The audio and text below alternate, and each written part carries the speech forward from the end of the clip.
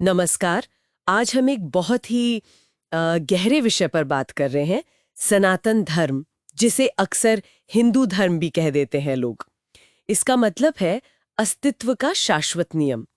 हमारे पास जो जानकारी है वो इसकी कुछ बुनियादी बातों और इसकी जो फिलॉसफी है उस पर रोशनी डालती है। हाँ बिल्कुल। और ये समझना जरूरी है कि ये जो आम तौर पर मजहब या रिलीजन समझा जाता है ना, उससे कहीं ज्यादा बड़ी चीज है। मतलब मजहब कई बार कुछ तय नियमों, कुछ डॉगमास के तहत लोगों को जोड़ता है, जो कभी-कभी थोड़ा संकीर्ण भी हो सकता है। पर धर्म, खासकर सनातन धर्म, ये एक यूनिवर्सल विचार है। ये गाइड करता है कि कैसे व्यक्तिगत आध्यात्मिक अनुभव से परम सत्य तक पहुंचा जाए। और कहते हैं इसकी जड़ें वेदों में हैं, जिन्हें कालातीत मानते हैं, जिनका न कोई शुरू है न कोई अंत।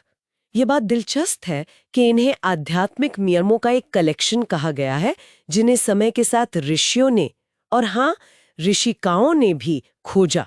जैसे गुरुत्वाकर्षण का नियम तो था ही, न्यूटन ने उसे बस खोजा।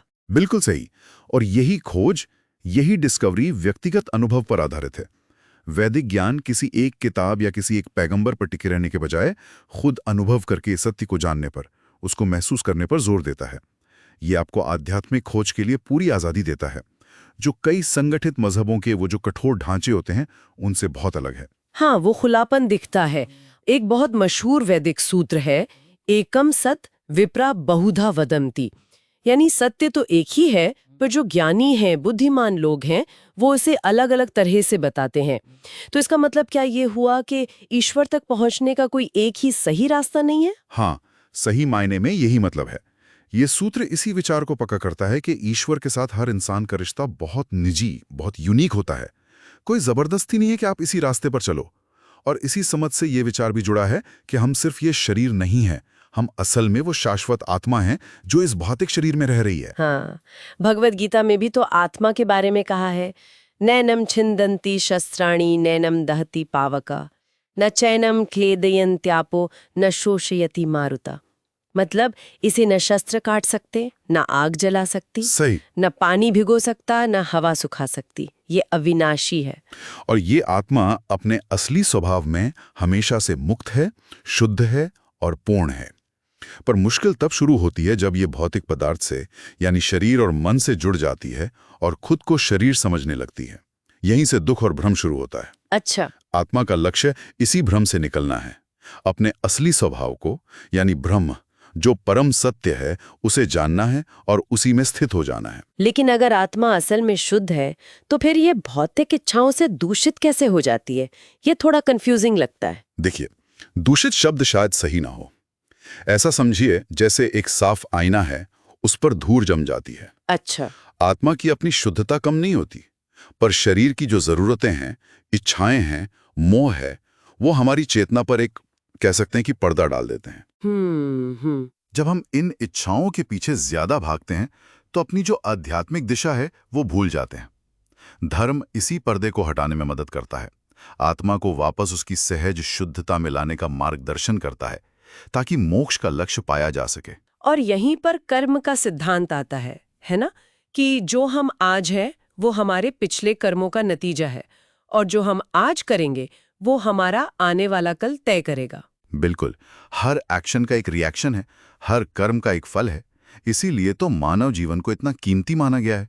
ये आत्मा के विकास की यात्रा का एक बहुत जरूरी पड़ाव है।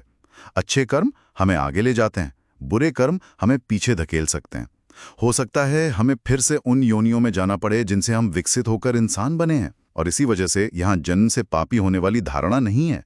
वेद सिखाते हैं कि आत्मा तो दिव्य है ही, संसार में उसका फंसना बस अस्थायी है। तो फिर सच्ची मुक्ति मतलब मोक्ष, वो कैसे मिलता है? मोक्ष तब मिलता है जब आत्मा पदार्थ के बंधन से, इस साइकिल से पूरी तरह मुक्त हो जाती है। और ये होता है शुद्धि और ईश्वर की कृपा से। कहते हैं ईश्वर खुद को उन्हीं पर प्रकट करते हैं जिनका हृदय शुद्ध हो। जब मन की ये धूल साफ हो जाती है, सारे शक मिट जाते हैं, तब व्यक्ति अपने अंदर ही अपनी दिव्यता का अनुभव करता है। तो इस पूरी आध्यात्मिक यात्रा का जो अंतिम उद्देश्य है, वो है अपनी उसी दिव्य प्रकृति को पाना, ईश्वर का अनुभव करना और उस परम आनंद की स्थिति में पहुंचना, जिसे आनंद कहते हैं, जहां दुनिया के सुख दुख कोई असर नहीं डालते। जी हाँ, और मृत्यु के बाद भी ये यात्रा खत्म नहीं होती। आत्मा अपने कर्मों के हिसाब से अपना अगला सफर तय करती है। पुनर्जन्म का सिद्धांत यही कहता है। और मानव जीवन वो मौका है जहां आत्मा अपने अंतिम लक्ष्य के सबसे करीब होती है।